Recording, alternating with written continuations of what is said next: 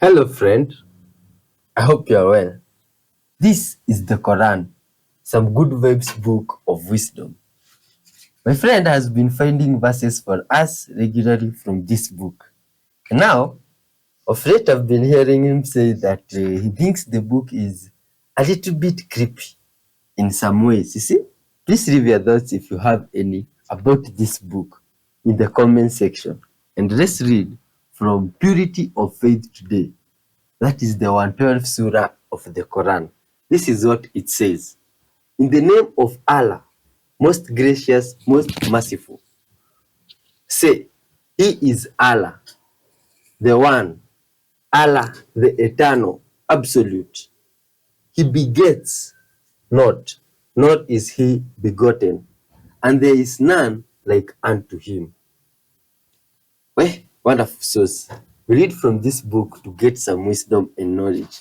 Like that where we have just read, I don't even know what to say about it. You leave your comments. You see, now let me tell you about what we shall be doing today. Apart from reading from that book, we shall be reacting together to videos. Some type of videos here, my friend, that are extremely interesting. And I wouldn't like you to miss any bit of them. So kindly, hold on till the end and hit that like button. Because, my friend, the mission that we also here are on, it can be done or it can be achieved with your help, which the mission is to spread love to the whole world. Peace. Make sure all earthlings are forgiving towards one another and living with honesty.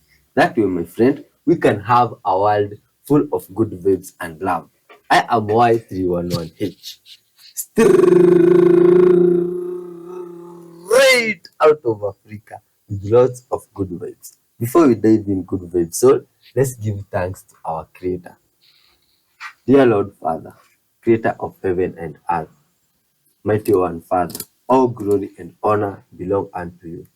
Thank you, dear Lord, for gathering us here together with this wonderful source, Father. All that may call you in different names but acknowledge you, Father. Dear Lord, guide us through these videos. Forgive us all our sins. Help us, Father, to spread love to one another and our message. In Jesus' mighty name, we do pray, trusting and believing. Amen. Let's dive in good vibes, so lots of love. This is Houston on day 4 without power, and this is a line of people who have been waiting for hours to try to get food for their refrigerator because their food has gone bad. And a lot of these people will not have power today, tomorrow, Saturday, or Sunday. Centerpoint, the provider here, says at least 300,000 people will be without power going into next week. These are families with children. Some have sent their children away to other families that do have power. The nation's third largest city is in crisis right now, 4 days after this storm. When I harvest budwood to graft a mango tree, I'm looking for two things. The first is this cup-shaped style cutting. This is where a panicle of flowers grew in the winter but didn't produce any fruit. The remaining stem of the panicle dries up and falls off, and then the mango tree starts to push new little buds of growth. And when I see those little green buds of growth, I know it's time to harvest that particular scion. Sometimes we get to it too late, and that little teeny horn of growth has already started to take off. This I won't harvest for budwood. It's too late for me.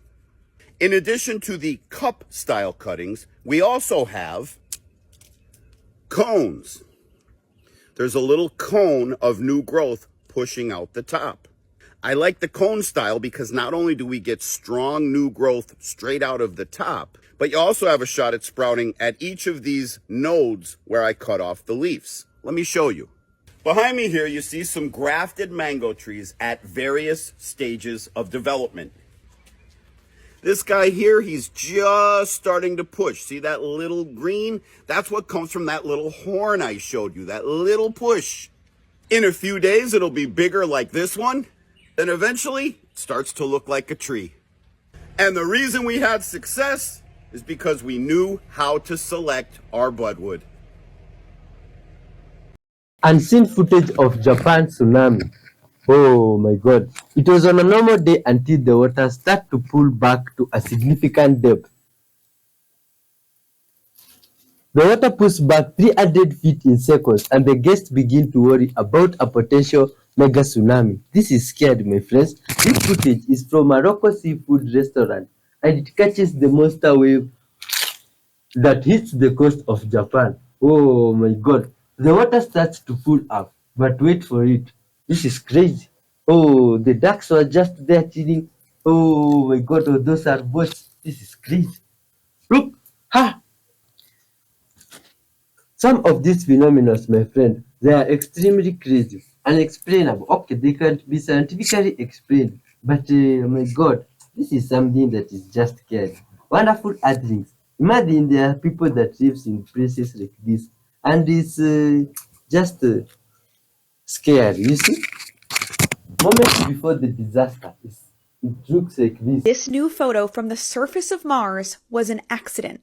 The Mars Curiosity rover drove over this rock and crushed it, and inside were these yellow crystals. So obviously the rover did a 180 and then used an instrument on its arm to figure out what this is. Turns out this is elemental sulfur, which is just pure sulfur, which has never been found on Mars before. And elemental sulfur only forms in very specific regions on Earth, like volcanic regions or in sour gas reservoirs, which is obviously not where this rover found this rock. This area is not volcanic, but there is evidence that it had floods and avalanches in the past. But it gets weirder because the rover looked around and it saw other rocks that looked just like the one it crushed. In fact, a field of them. It is probably surrounded by elemental sulfur. And scientists don't know why it's there, how it got there, or what it means. This is where that field is on a map of Mars, and some good news, even though sulfur is known for smelling like rotten eggs, this shouldn't because it's pure sulfur, and pure sulfur doesn't have a smell. I've seen a lot of videos lately with people claiming that glass and bottles used in the television and film industry are made of sugar. I hate to break it to you, there's not a shard of truth to that myth. It hasn't been made out of sugar for over 50 years because it hardens quickly and turns yellow and it attracts bugs. It's actually made out of a brittle resin. It does not hurt the skin. People call it candy glass, but it's definitely not edible. Everybody's asking if you can eat it. You can't eat it. You could chew on it in theory, but you don't want to swallow it. It would be the equivalent of eating a chopped up plastic cup. When it breaks, it'll make these little dust particles, so it's always best to break it away from the eye, so the back of the head is always best. If dishes and cups are being broken in a film or TV show, we use this. This is an unfired ceramic. It's basically the whole ceramic process, but you skip the last step and you don't put it in a kiln. They're very fragile and they don't have sharp edges. Break real easy. And for an extra measure, they add a wax mixture that keeps the edges dull and the actors safe. Want to see something outlandish? Outlandish. I buried my pumpkin stems underground. This is a key to growing giant pumpkins. You see, pumpkins grow roots beneath their main stem, but at every leaf node, this little white dot will grow more. And that's what gives this little guy the energy to grow huge. The first thing you have to do is dig a small trench next to your stems. And you also need to remove every single pumpkin but one. Then gently move your stem into the trench. Next, sprinkle on some rooting hormones so your pumpkins generate roots faster from these growth nodes. Then it's time to do the unthinkable and bury your stems underground. You'll want to give these a good soak to get the soil nice and wet and activate those rooting hormones. Now roots will grow from each of these nodes to give our giant pumpkin more energy. See if this works, because it's weird that— You guys remember this one?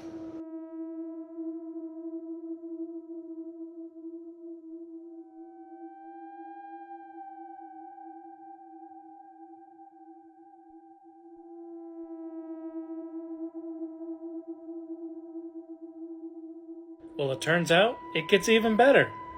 While I was researching that last video, I came across this young lady who has a similar experience. TikToker Chris Starr is a collector of a variety of different haunted odds and ends, and she keeps them in a storage unit. So one day she decides her life isn't difficult enough, so she decides to buy this monstrosity right here. She says it's an antique acupuncture doll, but it looks to me like a voodoo doll. I could be wrong, I don't know. Right off the bat, she's not comfortable with this thing, automatically going for the detectors and the voice boxes and things like that. She had left the doll in her storage unit with a protective circle of salt around it and some extra blessings. And while she thought everything was fine and dandy, that whole way of thinking would go right out the window as soon as she gets a phone call from this storage unit. This is the phone call. Thanks for calling Life Storage. This is Veronica. How can I help you? Hi, my name is... and I'm just returning your phone call. And yes, a security guard heard scratching from inside your unit last night, and we have a very strict no live animal or food policy. I'm definitely not storing any animals. Okay, because this is just the second time the security guard has reported noises from inside your unit, and we just want to keep it as clean as possible, so... Thankfully, her friend, as seen here, was able to get on over there and do the protection circle again. However, the saga of this haunted doll is still going on. Alright, you know that super annoying, almost indescribable pain that you get on the inside of your shoulder blade sometimes? You know the spot, like right around here, this area. Well, there's a chance that that discomfort has nothing to do with where you're feeling it on the inside of the shoulder blade, which is why if you tried to address it on the inside of the shoulder blade, you may have found that it's not really working. Instead, that discomfort might be coming from this muscle, your levator scapulae. Because when this muscle is irritated, one of the most common places it can cause pain is a tingling pain sensation right on the inside of the shoulder blade. And if you'd like to get rid of it once and for all, there are two things that you can try. The first thing you can do is a stretch just to try to get it to relax. You can do that by sitting on your palm, sitting up straight, and bringing your nose down and across towards your opposite armpit. From here, just turn your nose slightly in and you'll feel a big stretch right in that area. Keep this stretch nice and gentle, hold about 20 seconds and repeat about 3 times. The second thing you need to do is teach that levator scapulae how to stay relaxed when doing things like moving your shoulder. And you can do that with a hand towel and a wall. Just wrap that hand towel around your hand and press the back of your hand into the wall. While keeping the back of your hand pressed against the wall, try to slide your hand up while keeping the shoulder low. If you're doing it right, it should feel difficult even to get the hand to right about here. From there, you bring it right back down and repeat 10 to 15 times about once a day. Homelessness in Hawaii is out of control. There's more homeless people here per capita than any other state now. I drove to all 4 islands, and there's people sleeping on the streets everywhere. On Oahu, the entire western side of the island is covered in trash and tents. What the hell? There's people living in drainage ditches in downtown Honolulu. I walked through a camp with hundreds of people who've been living in a thrown-together village for years now. On Maui, they line the waterways. And then I found another village on Maui where there are some structures that are unbelievable. What? People can't afford it here. And also drugs and booze. Hawaii's just like the mainland. What happened to America? This is not paradise, people.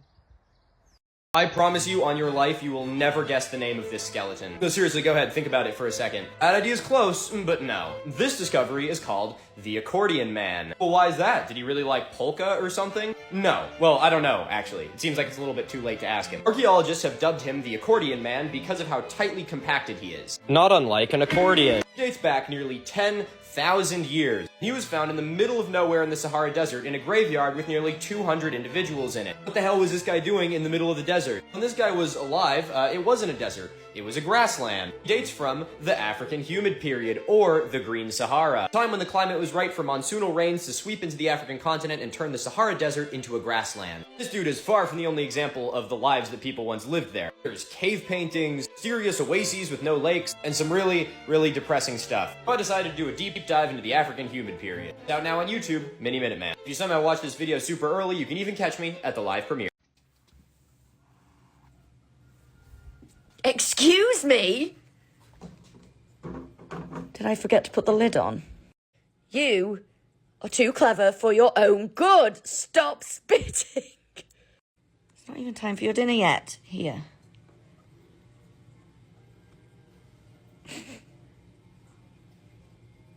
Oh! It's all wet on the top now as well. I had to get a custom-made lid that fitted perfectly. Oh, God's sake. Because somebody likes to spit. Now, left the lid off. And that's what's on the floor. Oh my gosh. Hi, Nettle. We never see you. How are you doing, girl? Nettle is the most anxious fish I have ever met. If anxiety was a fish, it would be Nettle. Hi, girl. I love it when you come out and say hello. Have y'all come across this yet? No, because seriously, we need to know what this is. Like, we need to know what this is because this isn't the sun, y'all. This was in Chattanooga, Tennessee in the Smoky Mountains yesterday. Let me show you what transpired of this. Like, it all started looking something like this. Do y'all see that? This ring of smoke, whatever it is, and then it goes to looking like this. Look at this, right? Could this be like creating a portal of some sort? Look at that. Look at that. This is on the Smoky Mountains. Look, what is that, y'all? Look. Like, y'all see that burning fire in the middle of it? But it looks like something is coming through the firmament. And y'all see that? Look at this. What is going on? This is literally like the Truman Show, y'all. It's like something is like cutting the glass or the firmament like to come in, or like literally a portal, like a window. You know what I'm saying? A porthole. And it's literally a hole. And then you see this fiery red thing over here, kind of like Jupiter, right? Right? What y'all think? I believe the spiritual world is merging with this physical world, hence why all the material things, the physical things is breaking down. But could this also be the reason why it's been so bright outside? Have y'all not noticed that? At nighttime, it's been really bright. Let me know what you guys think down in the comments below. This video is strictly for entertainment purposes only. I am only raising awareness to interesting situations during these interesting times. Like, comment, share for more videos like this. Let's get this shift, y'all. Peace in. Anytime you see a circle letter like an O or an A, and you're seeing entanglements in the letter, loops going in, loops going out, could be in an A like this.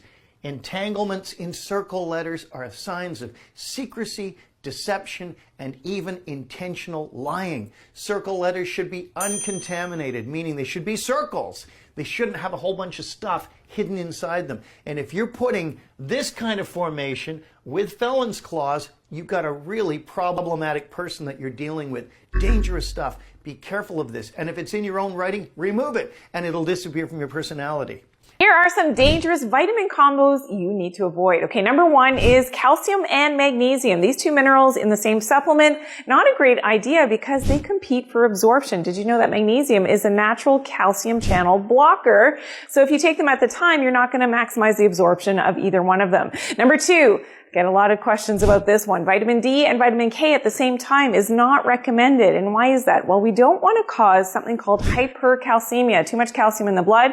That can happen when you take these two nutrients together. And number three, any vitamin plus magnesium stearate. So if you are taking a multivitamin, maybe you're taking vitamin A, vitamin E, vitamin C, if it's got magnesium stearate in there, that is a flow agent. It's not a natural ingredient and it should be avoided.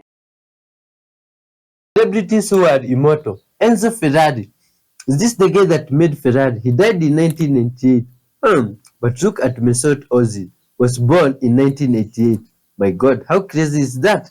Look at the resemblance they have. But another one of Jay-Z here and Donald Trump. And Johnny Depp. These are the guys that allegedly never die. How? Do they know a secret that they do? We don't know. Look at Jimmy Fallon. Some of these guys, they don't even know them. I'm surprised they have been immortal, and myself, I've never even come across them. Andy Samberg and Daniel Radcliffe. This is crazy. Those are two friends that have been existing for quite some time, allegedly. Even Nicolas Cage. This is crazy. The guy from Ghost Rider. Oh my God. Even the Facebook guy, Mark Zuckerberg. This is crazy. Some of these guys seem familiar from different films, but now I'm surprised it's like people believe they're immortal.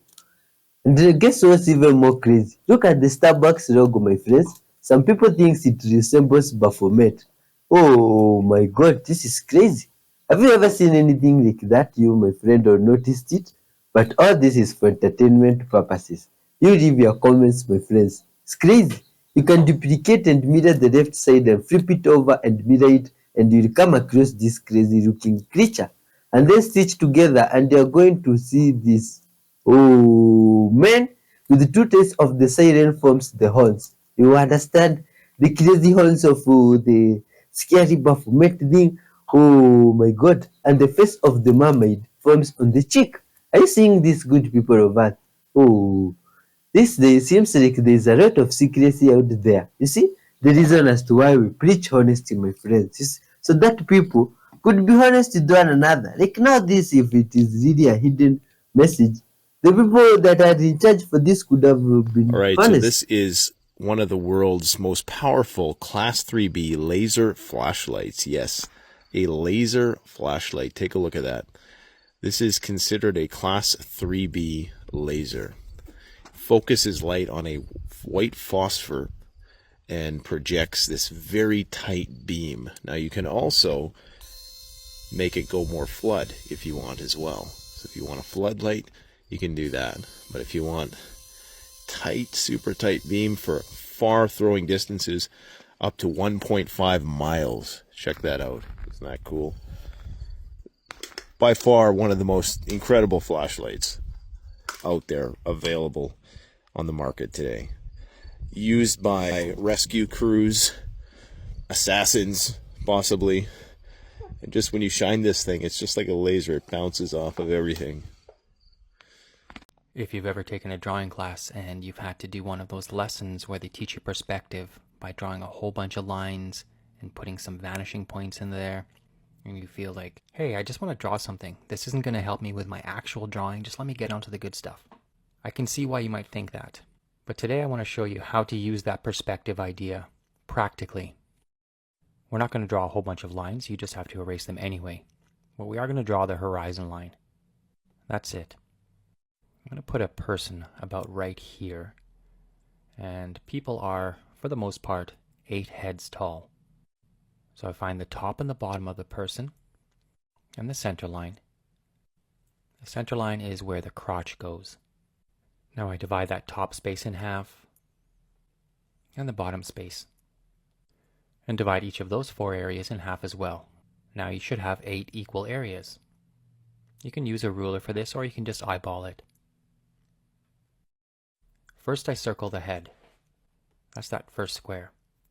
Then I draw the shoulders just below line 2. And you can make a triangle all the way to the midline. Put an arch where the rib cage goes. And then I'll just rough in the legs and the arms. I have another tutorial on how to draw the figure, so I'm not going to cover it here. Now that we have our figure drawn in, we're going to draw other figures.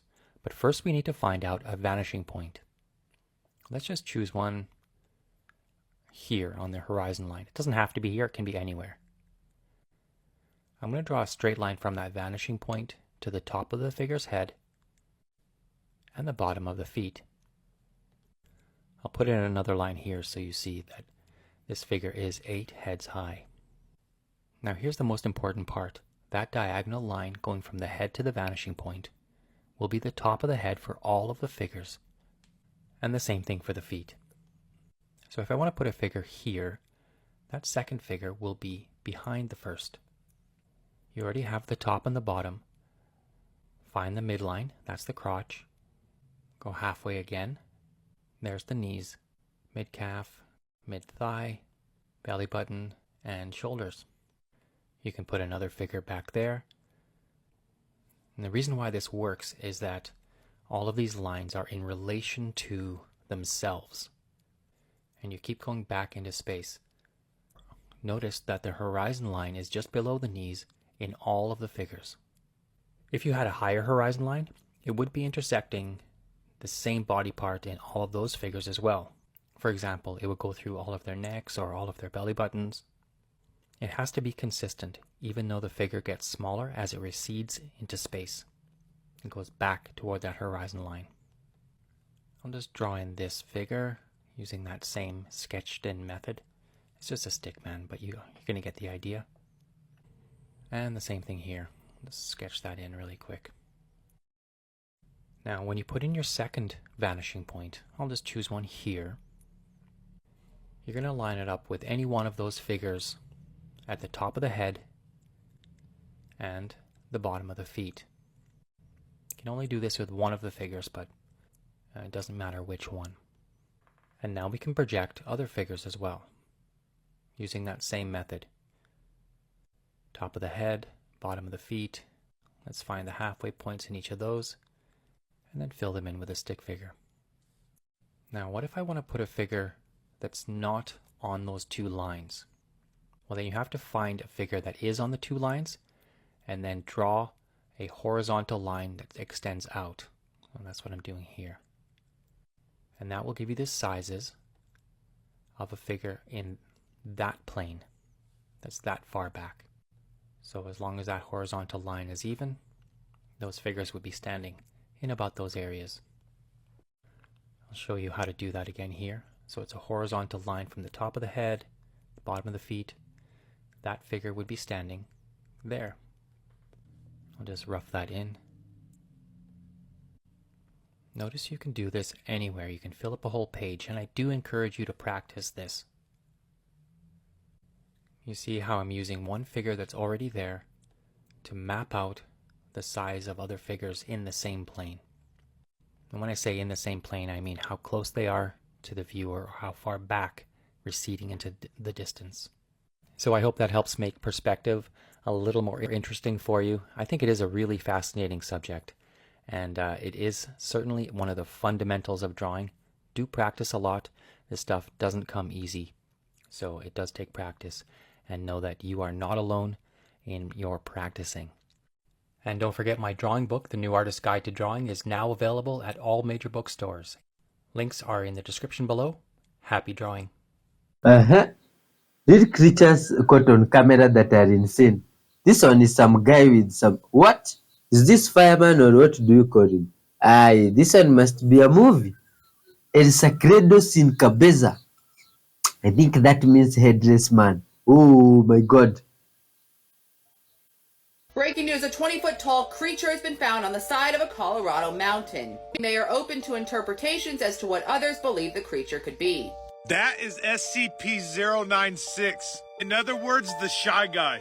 And yes, that's exactly what you saw on that mountain. You're lucky you didn't see his face, or you would have ended up faceless. But let me blow your mind a little bit more. Special containment procedures. SCP-096 is to be contained in a cell. Security personnel will use pre-installed pressure sensors and laser detectors to ensure SCP-096's presence inside the cell. Description: SCP-096 is a humanoid creature measuring approximately 2.38 meters in height. Subject shows very little muscle mass and malnutrition. SCP-096's jaw can open 4 times the normal human. I don't think they understand how lucky they are to be alive. Hopefully the government can get this one contained. And that's facts. We are looking at that satellite video. We can tell that they are doing a screen recording. It's not somebody who's got a camera who's filming the screen like I would be doing here. That's one of the earliest details that I noticed. And so when the sleuths on social media found out that this was a Citrix session logged into a database because of the mouse is at 24 frames per second that we see in the satellite video, and it comes off the top right of the screen and goes off to the bottom left of the screen, indicating they're looking at a much larger field of view, but they're cropped it down. We're moving the drone so that we wouldn't see that. We're moving other information from it. That's when I went, holy crap. This was a US military personnel who was recording this on a screen recording. They knew they were going to get caught. They have logs for Citrix sessions logging into databases like this. And they leaked this to the world, potentially because they knew the United States would never find it. And I was sitting there one day in October, and I was going, wait a minute, I've got like a psychological profile for the person who would have leaked this. It would have to be a US military personnel. They would be a patriot, most likely, that wants to tell the world. They removed the HUD data and all this other sensitive information. They leaked the first video, thinking that maybe the world will pick up on that first video and they don't even need to leak the second one. And then when we ignore that, they drop the second video as in perfect synchronization. Now you've got absolute proof. We've got coordinates. We've got 2 different videos.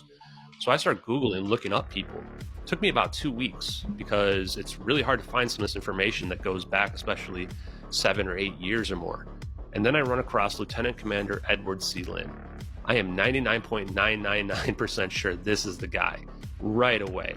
Every single thing. I've got my spider senses just going off. Signals intelligence all over every single news article about him. The strange case of Lieutenant Commander Edward C. Lynn. Completely redacted information. Charged with espionage, but there's no evidence he exchanged any information with anyone from China.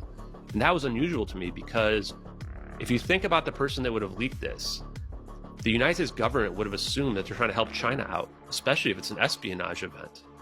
But then if they find out that there's no evidence of that because it was just somebody who was trying to tell the world the truth, now it gets really awkward. He was actually a Taiwanese national who had been naturalized into the United States, a guy that we trusted with our military or nuclear weapons. So this was a guy that by all accounts was a patriot.